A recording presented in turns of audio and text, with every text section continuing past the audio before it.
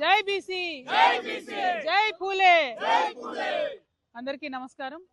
తెలంగాణ జాగృతి ఆధ్వర్యంలో గత 2.5 సంవత్సరాల క్రితం నుంచి మొదలుపెట్టి మరి అసెంబ్లీలో పూలే గారి విగ్రహం ఉండాలని మేము డిమాండ్ చేయడం జరిగింది.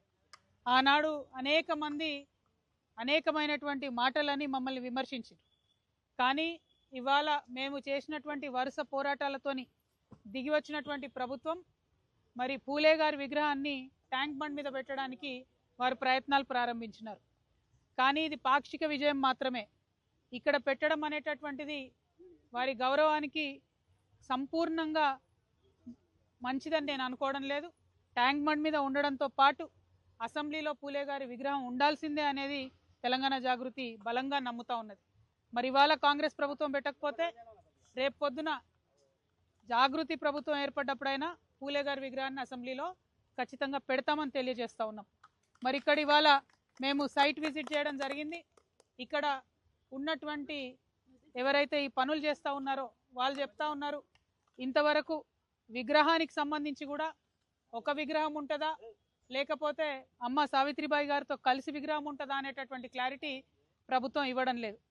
అదేవిధంగా మేము కోరుతా ఉన్నాం, ఎప్పుడంటే అప్పుడు ప్రజలు వచ్చి వారికి నివాళులు అర్పించుకునే విధంగా, వారి నుండి స్ఫూర్తి పొందే విధంగా ఏర్పాట్లు ఉండాలి.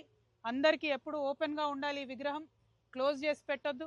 అదేవిధంగా ఈ చుట్టుపక్కల ఉన్నటువంటి అనేక విగ్రహాలకు సరిసమానంగా ధీటుగా అంతే ఎత్తులో అంతే గంభీరంగా ఈ విగ్రహం ఉండాలని చెప్పి మేము ప్రభుత్వాన్ని డిమాండ్ చేస్తూ ఉన్నాం.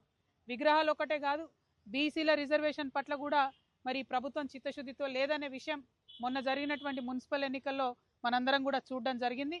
ఇప్పటికైనా రేవంత్ రెడ్డి గారు జెడ్పీటీసీ ఎంపీటీసీ ఎన్నికల్లో అయినా రిజర్వేషన్ వర్తింపజేయాలంటే ఇప్పటికైనా కనీసం మీరు అఖిలపక్షం ఢిల్లీకి తీసుకొని వెళ్ళాలి.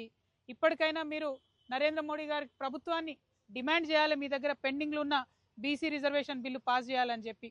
ఒకటెనుకొకటి పరీక్షలు ఉన్నా సరే, ఎండలు ఉన్నా సరే, ఏమున్నా సరే ఎన్నికలు పెట్టుకుంటూ పోతాం మేమని చెప్పి కాంగ్రెస్ ప్రభుత్వం ఏదైతే తొందరపాటు వైఖరిని ప్రదర్శిస్తూ ఉందో, మరి ఈ తొందరపాటు అంతా కూడా బీసీలకు రిజర్వేషన్లు దక్కకుండా చేసేటటువంటి తొందరపాటే అని చెప్పి మేము బలంగా నమ్ముతా ఉన్నాం. ఇది కరెక్ట్ కాదు. మీరు మేనిఫెస్టోలో పెట్టారు, అసెంబ్లీలో బిల్లు పెట్టారు.